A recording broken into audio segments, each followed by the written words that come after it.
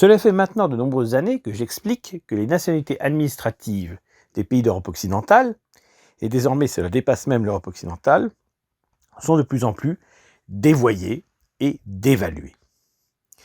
La notion de nationalité est désormais confuse, puisqu'elle met sous un même terme des gens qui le sont par la grâce de l'administration, de gens qui le sont par leur ascendance. Ce qui fait que, par exemple, la notion de français, et c'est évident dans le domaine sportif, football et athlétisme en tête, est désormais un terme confus. Et c'est un terme qui, donc, est revendiqué par des gens parfois totalement opposés, pour des raisons, là aussi, totalement opposées. Cela amène, par exemple, les souverainistes à considérer que l'île de Mayotte est française, elle l'est administrativement, certes, mais comme si elle l'était de manière ethno-civilisationnelle, ce qui est totalement faux.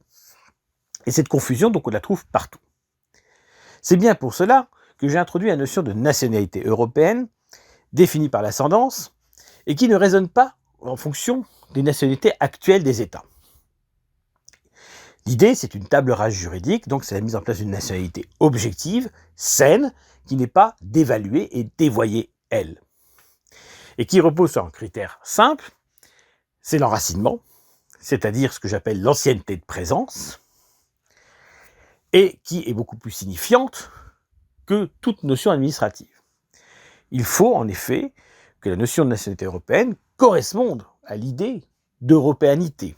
Ce ne soit pas une notion administrative d'abord, mais une notion d'apparentement, donc d'ascendance. Idéalement, la nationalité administrative doit parfaitement correspondre à la nationalité d'ascendance. Et c'est pourquoi cette nationalité européenne que je prône ne peut s'obtenir que par le principe juridique du jus sanguinis, c'est-à-dire de l'ascendance et de l'ancienneté de présence. C'est quelque chose qui me paraît évident. Or, on constate que mettre en avant cette notion fait réagir beaucoup de gens au sein de ce qu'on appelle la droite nationale, pas seulement souverainistes. Ils ont l'impression qu'en disant que la nationalité française ne vaut plus rien, on les agresse personnellement, on nie leur identité, alors que c'est en fait tout le contraire. C'est qu'on leur dit, cette notion de nationalité désormais administrative n'est plus pertinente pour vous décrire. Mais vous faites preuve de sentimentalisme, c'est-à-dire que vous vous dites « je suis français ». Sauf que cette notion, aujourd'hui en 2023, est un facteur de confusion.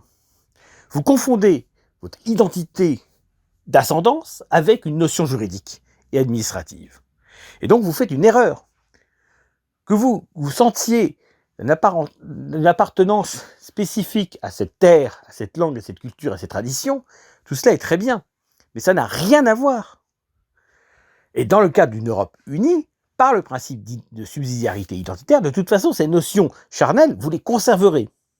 La nationalité européenne, c'est de dire que nous ne voulons plus être comptables d'anciennes nationalités totalement dévoyées et qui n'ont plus le sens qu'elles avaient au départ. C'est ça l'idée de nationalité européenne. C'est de revenir à un système sain où la nationalité correspond à l'identité. Et cela ne peut se faire qu'à l'échelle européenne et dans un cadre européen.